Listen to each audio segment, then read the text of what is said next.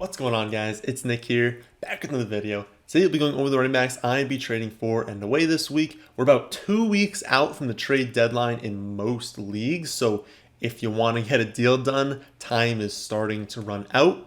But we will get into running backs I think you could be acquiring, trading away this week in a second. First, of course, have to start things off as usual. The stat of the day, yesterday's stat was only one player has over 600 receiving yards, but one or fewer receiving touchdowns. Who is it? The answer is Kyle Pitts. Liam Eisenhower was the first to get that right on YouTube, and at Milliam18 was the first to get that right on Twitter. Today's stat. Deebo Samuel, as you probably heard from the broadcast last night, leads all wide receivers in yak per reception, but who ranks second, again, among wide receivers? All right, we'll start off with sells as usual, but my 10-second disclaimer that you are never just selling a running back just to sell. Any running back getting touches right now is valuable. Even if we say they're getting lucky, if you have a running back getting touches, and that's more than like 5, they're getting double-digit touches every week, they have value. There's very few getting consistent work, and so know that. We're not just selling people just to sell. But if you are looking to sell at the running back position, the top 10 scorers from last week in half PPR scoring were A.J. Dillon, Ramondre Stevenson, Darrel Williams, Jonathan Taylor, McCaffrey, Gibson, Cook, Zeke, Ernest Johnson, and Mark Ingram. Out of those top 10, Taylor, McCaffrey, Cook, and Zeke were all first-round picks in fantasy, and they're all elite running backs, all guys that we expect to be, top 10 producers. They're not guys we're looking to sell high on. A.J. Dillon is going to now get like 1 to 2 weeks as a featured back at least, and will still carry value after that, so I'm not looking to sell him either. Then I don't personally think you're going to get a ton of value for Stevenson, Ernest Johnson, or Mark Ingram. I don't think their value right now is high enough to consider them sell highs. If someone is out there like, oh my goodness, Ernest Johnson has 2 incredible starts, he looks fantastic, those things are true. He looks really good, he's had 2 good starts. But they think that he's going to retain some sort of role now when Chubb returns, when Hunt returns, capitalize on that, right? We know that Chubb is the guy. We know that once Hunt returns also, Johnson's going to have no role. And so if someone thinks this production is going to continue, by all means sell him. But I think most people understand that for those 3, it was circumstance that kind of got them there. Of course, we also love Stevenson, so I'm not trading away Stevenson. I think he's a fantastic running back. I think he has a lot of upside. And then, of course, Ingram, everyone kind of knows, right, when Kamara comes back, Ingram doesn't have as much value. So I don't think those guys are really your sell highs. I think amongst the top 10, your best options here are Darrel Williams and Antonio Gibson. But I think that for these two, it'd be better off if we just discuss them in general instead of just saying they had good weeks, they were spikes, we should sell. I feel like that's more like simplistic thinking. Let's just break these two down further. So we'll start off with Gibson. If you remember a few weeks ago, we talked about his declining snaps and his declining touch share and how it was related to his shin injury, right? Now, we weren't sure if things were going to change after the bye, but we talked about how it was possible that he gets healthier coming off the bye and that, he increases snaps, increases touches, he looks really good. We also talked about how, it was a brutal matchup against the Bucs, and so it was a spot we were going to look at, right? We're going to look at this and see, okay, maybe he's going to be a fantastic buy low. Because maybe he comes out, has a ton of snaps, ton of touches, but does absolutely nothing with them because of the brutal matchup. But we can look at that as a positive and say, hey, he's probably good to go. Let's get him moving forward. But then he goes out and he plays great, at least from a fantasy standpoint. Obviously, only averages at 2.67 yards per carry because it's the Bucs. You can't run on the Bucs. But he sets a career high with 26 touches. He scores with 2 touchdowns and route to running back 6 overall finish, as I just mentioned. So it's what do we do, right? Because now you can't buy low on Gibson after setting a career high in touches while also scoring 2 touchdowns. That's not when you buy low on a player. I would say it just depends on your team and your feeling towards Gibson. And I'm kind of right now talking to the people who already have him. I know a ton of you are just fed up, right? You don't want the headache anymore. You're totally fine doing a deal where even if you just get returning value, you get slightly less value than he's worth, you just don't want him on your team. If that's the case, I'm not stopping you from selling him, right? He had 2 touchdowns in a brutal matchup, a ton of touches, but we've seen him in the past get a ton of touches and then go back down to much fewer touches, getting more of a split with the touches. And so I am totally, again, fine doing this, especially because they had a positive game script, right? That's the game script where we expect Gibson to get a ton of touches, is when they're winning and they're trying to kill the clock at the end of the game. They closed the game with, I believe it was a 19-play, 10.5-minute drive to win the game. It was a phenomenal drive, but that's not something we can expect every week moving forward. And so if you want to sell high on Gibson, I am totally fine doing that. I would be asking for, like, if you can get it, like if someone's willing to offer you mid-range wide receiver 2, mid-range running back 2 value, I think that's extremely fair. I think I might be willing to take that. My only concern is that I don't personally think this performance was enough to elevate his value in the market that much. I think that a lot of people still think, oh, that's just a spike, that's not going to continue. And so I think people are going to kind of give you like lowball offers for him. And I'd prefer not to receive a lowball offer. He's still, like I said at the beginning of this, a running back getting touches. And any running back getting touches is valuable, especially when they're the goal line back, especially when they have 26 touch upside, right? So I personally don't end up thinking I'd sell him. But again, if you want to get rid of him, if someone is willing to offer you mid wide receiver 2, mid running back 2 value, I'm cool with that. The other sell high, potentially, is Darrel Williams. And he just went like nuclear on Sunday. I mean, it was crazy how well he played. Only the 11 carries for 43 yards, but it was in the receiving game. They were featuring him in the receiving game. 9 targets, 9 receptions, 101 yards. And the score had that, I believe it was 38-yard receiving touchdown where he just like mossed the defender. He played extremely well. He now ranks 4th among all running backs in fantasy points since taking over for Clyde.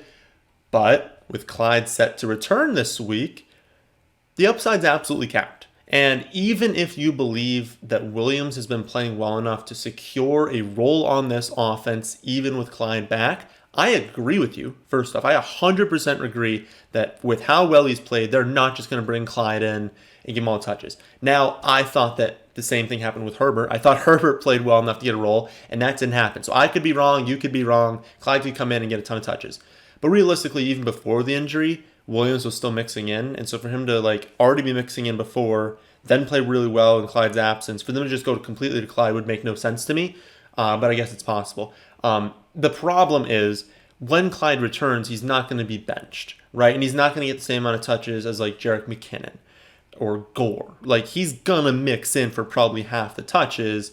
And so I think that you can definitely capitalize on how well he's been playing, because there are absolutely going to be people who believe he's going to still be the starter, and you'll be able to get maybe like running back 2 value. And I just don't see how when Clyde returns, Williams is still a running back 2. Like even though he's been playing really well now, I don't see him splitting the snaps, splitting the touches, and still being that valuable. I have his running back 30 rest of season, so comparable at wide receiver to guys like Devonta Smith, Waddle, Judy.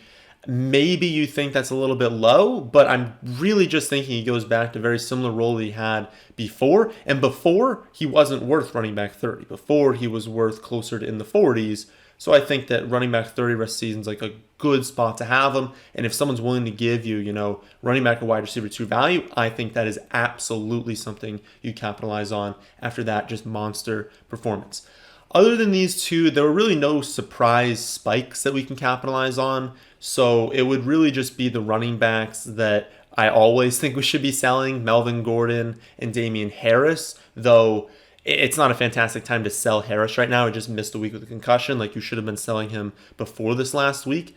You could definitely argue that James Conner is a really good sell right now, since the touchdowns are like incredibly unsustainable. Only 2 running backs since 2000 have 11 or more rushing touchdowns on 125 or fewer carries. Like he's He's getting so lucky with the touchdowns. He went into last week leading all running backs in rushing touchdowns over expectation, meaning he's getting the most lucky among all running backs. He has, again, the garbage time touchdown this last week. Seems to be a thing for him. My only concern with saying he's a sell high is that, I do think Chase Edmonds misses a good chunk of time. And for the weeks that Chase Edmonds misses, Connor's a fantastic option. He is. It's when he returns it'll be a problem. But I think he returns pretty far in the future. And so since we're going to get a bunch of usable weeks, he's a running back getting really nice volume. I personally, honestly, if you have him, at this point, ride the wave. He's going to be good while Edmonds is out. I think Edmonds misses time. I think it's worth just riding the touchdowns with Connor at this point. On to the running back buys. I'm going to do it a little bit differently this week. So I'm going to briefly touch on the 3 different tiers of teams and what those teams should be doing as far as who they should be trading for. But then I'm just going to go over some high-end running backs to target, mid-range options, and low-end options. Just kind of break it up like that. If you don't want to hear what I'd be recommending based off your record, then just skip to the first player using the timestamps in the description, or at the bottom of the video, there's the sections for each player. Just go to the next player, and that'll be when I do that. But if you want to hear about your team. So tier 1 is any team that's 7-3 or better. You are going to make the playoffs unless you just absolutely implode. And so you should be thinking about the playoffs, of course.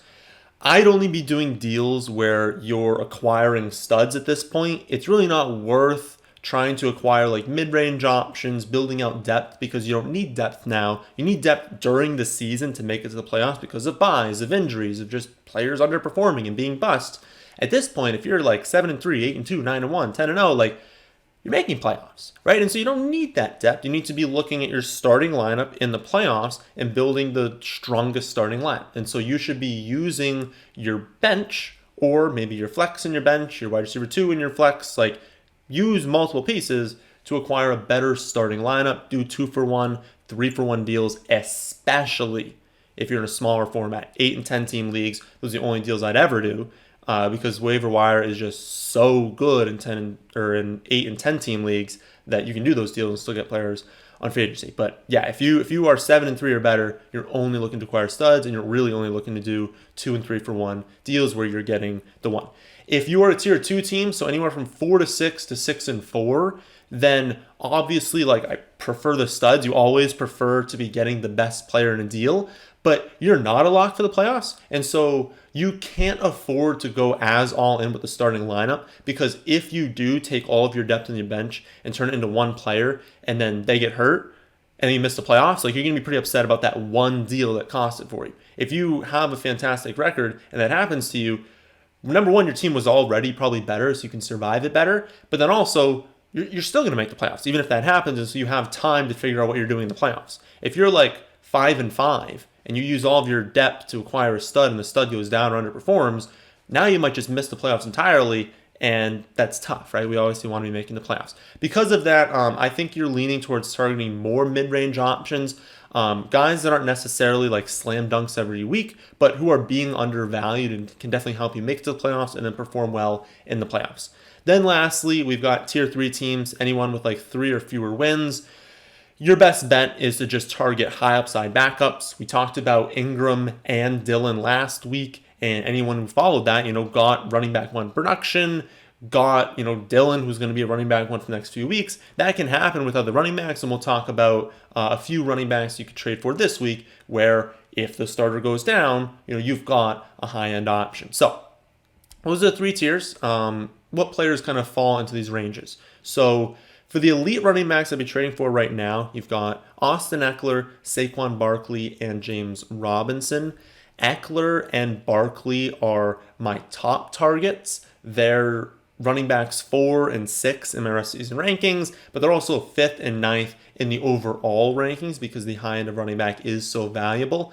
Ekeler has a 3 reception floor this season, besides his 1 game in week 1 where he was kind of recovering a little bit from injury. They didn't want to use him in the receiving game. Since then, it's a 3 reception floor, which is insane. He hasn't been hitting that upside receptions recently, but he's going to. He's going to have a game remaining of the season where he has like 7, 8, 9 receptions, and we're going to be like, oh yeah, I forgot Ekeler can score 2 to 3 touchdowns, have 8 catches for 100 yards plus 60 on the ground, and just go nuclear, right? That's going to happen at some point, and we've talked about how I love his playoff schedule, and I think that can happen in the playoffs. It is not that often that you find running backs who have an extremely high reception ceiling, get a ton of work on the ground, and are featured in the red zone. And that's what we have with Ekeler, featured both on the ground and in the receiving game in the red zone. And then also with Barkley. He's going to play 85, 90% of the snaps when he's healthy. He's going to be used in all areas of the field, have high touchdown upside, even on a mediocre offense, have reception upside. He had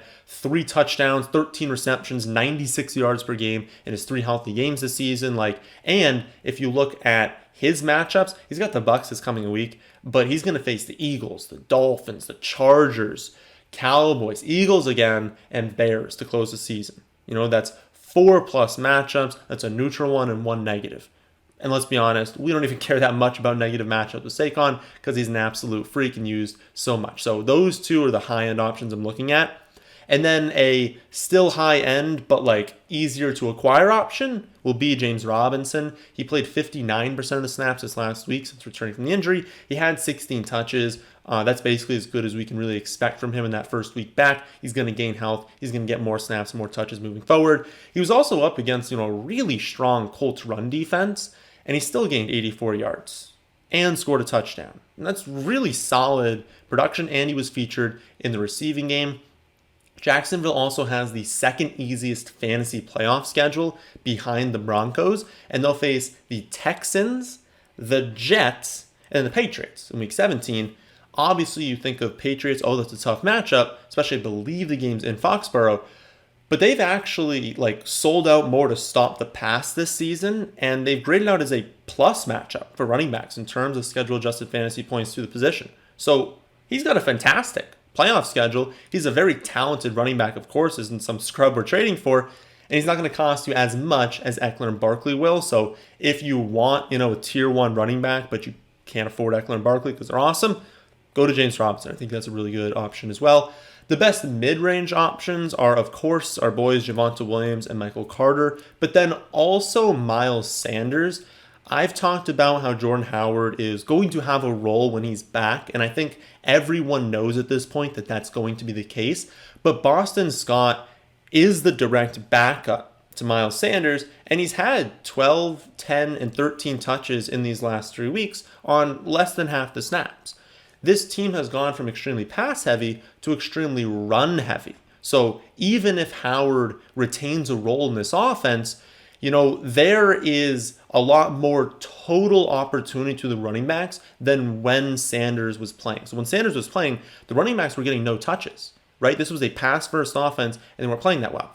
As soon as he goes down, they start to shift a little bit more towards the run game, and now they're featuring the run game. Well, that's fantastic for Miles Sanders because it means even if Howard returns, he might be used more than he was before. Not when Howard returns. Even when Sanders returns. If Howard is still there, still getting touches, Sanders might still get more touches than he was before getting hurt, which is really weird to think about, but it's just because of this shift in offense. The one issue is that he does go on bye in Week 14, and that might be a really pivotal matchup for people because that's the last week before the playoffs, and plenty of you are going to have to win that game to get into the playoffs, and so if Miles Sanders is on bye, that's not fantastic. But I honestly think he's going to be really easy to trade for, and you can even bring that up in trade talks. And I just think that 1 or 2 bench pieces, maybe a flex player and a bench piece, I think that'll do it. I don't think people are going to ask a lot for Miles Sanders because they're so worried about Jordan Howard being there. But again, I think he's going to be really good. Again, he's going to overtake everything that Boston Scott was getting. He's going to get work on the receiving game. So I think his volume will be higher now than when he went on injury, which is not what most people assume since Howard is there. Last but not least, we've got the top backups to target. For this, I'd be looking at Tony Pollard, Nyheim Hines, Kenyon Drake, and then, of course, Alexander Madison with, the pending legal situation for Dalvin Cook. That one should just be obvious to everyone. Pollard should also be obvious. If Zeke goes down, then he's a top running back every single week. It doesn't even matter what the matchup is. I don't really think this one requires any more of a breakdown. Really, Madison and Tony Pollard don't require a breakdown. You should know that they're the premier handcuffs now that A.J. Dillon is not a handcuff anymore. They're the premier handcuffs who have so much upside, are probably top five, realistically top five options if their starter goes down or goes on the commissioner's exempt list. And so you should be looking to acquire them if this is the range you're looking at. Nyheim Hines would absolutely still be in a split with Marlon Mack if Jonathan Taylor got hurt, but Mack wouldn't step in as a one-for-one replacement with Taylor, right? Mack would still get less work than Taylor would. I would expect Hines to see like 8 to 10 carries, 6 to 8 targets. I mean, he would be featured in this passing game for sure. And so I think he would warrant like an every week must start if Taylor got hurt. And even when he doesn't, he still carries some level of value while they're making Marlon Mack a healthy scratch. It didn't, come to fruition this last week. That was a weird game, right? The Colts just like got up early, but then the Jaguars had like long sustained drives. And so the Colts didn't really play a ton in the second half. But under most weeks, Hines will still be used. He'll still be like not a guy you really want to start, but have some sort of value. And if Taylor got hurt, he'd be a stud. Then finally, we have Kenyon Drake. I know we saw Jacobs go down earlier in the season, and Drake wasn't good then, so people assume the same thing will happen. But that was when Gruden was calling the shots, and Gruden wanted Peyton Barber for some reason to be a feature weapon on this offense. That is not going to be the case anymore. Barber has been a healthy scratch. They have expanded Drake's role since Gruden has departed from the team. And so if that's happening even when Jacobs is healthy, if Jacobs got hurt, I really think that Drake would be a high-end fantasy option now, even though he wasn't when it happened before, just because of the change in the coaching staff and what they're going to do with the offense if they have specific players. So that'll do it for this week's running back trade targets. If you liked the video, well, be sure to leave a like. And remember that you can always see my rest of season rankings and now using the trade calculator to come up with your own examples of players to trade for at our website, thefantasyfootballadvice.com. That, my friends, is the end of this one. Hope you all enjoy. If you did, then how about hitting the like button? And how about subscribing to the channel if you're new here? Thanks for watching.